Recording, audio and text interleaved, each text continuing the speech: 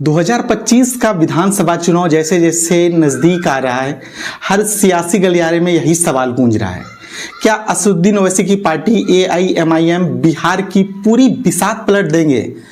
सीमांचल में उनकी मजबूत पकड़ और हाल ही में पहलगांव हमले के बाद राष्ट्रीय मंच पर उनकी बुलंद आवाज ने बिहार की राजनीति में हलचल मचा दी है। हर कोई जानना चाहता है कि ओवैसी इस बार सचमुच बिहार में गेम चेंजर साबित होंगे। आइए इस सियासी ड्रामे को करीब से देखते हैं। मेरा नाम तौसीफ है और आप देख रहे हैं आपका अपना प्यारा चैनल उजागर मीडिया। 2020 के विधानसभा चुनाव में AIMIM ने सीमांचल की 5 सीटें अमोर, जोकीहाट, बायसी, कोचाई धामन, बहादुरगंज जीतकर सबको चौंका दिया था। इस जीत ने न सिर्फ AIMIM को बिहार की सियासत में एक मजबूत खिलाड़ी बनाया, बल्कि मुस्लिम के लिए नेतृत्व की नई उम्मीदें भी जगाई।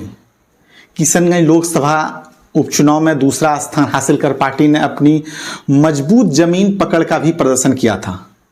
हालांकि इस बार AIMIM की रणनीति थोड़ी अलग है।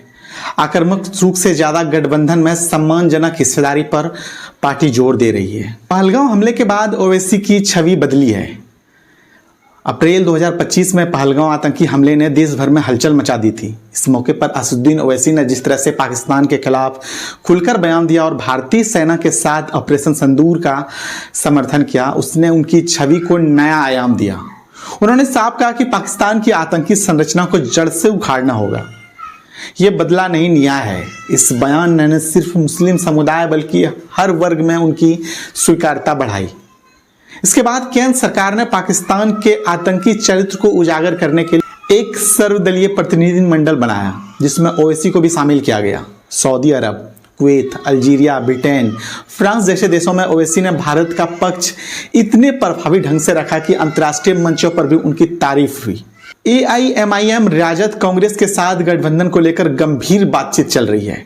पार्टी की मांग है कि सीमांचल में सम्मानजनक सीटें मिले, खासकर किशनगंज, अररिया, कटिहार, पूर्णिया जैसे संसद क्षेत्रों में उनकी सम्मानजनक सीटें हो। अगर मांग पूरी नहीं हुई तो AIMIM 20 से 30 सीटों पर अपने दम पर चुनाव लड़ेगी, जिसमें दरभंगा, समस्तीपुर, भागलपुर, गया, पाटलिपुत्र, उजियारपुर जैसी मुस्लिम बाहुल्य सीटें शामिल है। पार्टी प्रवक्ता का साफ कहना है कि हम सांप्रदायिक ताकतों को रोकने के लिए एकजुटता चाहते हैं, लेकिन बिना सम्मान गठबंधन कतई नहीं करेंगे। AIMIM का सीमांचल का पिछला रिकॉर्ड बेहतर रहा है। सीमांचल जहां मुस्लिम आबादी करीब 30 से 60% के बीच है। AIMIM का सबसे बड़ा गढ़ भी यही है। इस इलाके में लंबे समय तक सियासी उपेक्षा झेला है और AIMIM ने इसे ताकत बनाया है। 2020 में 14.5% के आसपास वोट मिले थे। किशनगंज में 67% आबादी मुस्लिमों की है। ध्रुवीकरण ने यह साफ दिखाया कि AIMIM यहाँ कोई साधारण खिलाड़ी नहीं है। हालांकि कुछ विधायक बाद में राजद में शामिल हो गए, लेकिन पार्टी का जनाधार अब भी मजबूत है। पसमानदा मुस्लिमों का मुद्दा भी खूब जमकर उछल रहा है। AIMIM इस बार धार्मिक सियासत से हटकर पसमानदा मुस्लिम और पिछड़े वर्ग के मुस्लिमों पर ज्यादा ध्यान केंद्रित कर रही है। ओवैसी का साफ आरोप है कि राजद कांग्रेस ने दशकों तक मुस्लिम वोट तो लिया है, लेकिन नेतृत्व को मौका नहीं दिया है। उन्होंने कहा कि 15% आबादी होने के बावजूद मुस्लिमों की सांसद और विधानसभा में हिस्सेदारी सिर्फ 4% है। यह सामाजिक आर्थिक संतुलन AIMIM का सबसे बड़ा हथियार बन रहा है। विश्लेषकों का कहना है कि अगर AIMIM को सीमांचल में 5 से 8 सीटें मिलती है तो वो महागठबंधन का हिस्सा बन सकती है। इससे मुस्लिम वोटों का बिखराव रुकेगा और भाजपा को नुकसान होगा।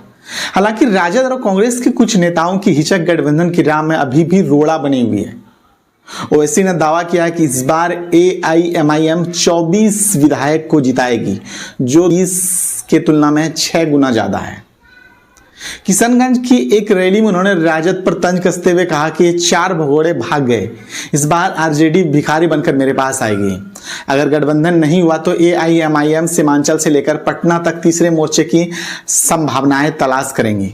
2025 का बिहार चुनाव AIMIM और ओवैसी के लिए अस्मिता, अस्तित्व और राष्ट्रीय छवि की जंग है। पहलगांव हमले के बाद उनकी राष्ट्रवादी छवि और अंतर्राष्ट्रीय मंचों पर भारत का पक्ष रखने की उनकी ताकत ने उन्हें हर वर्ग में स्वीकार बनाया है।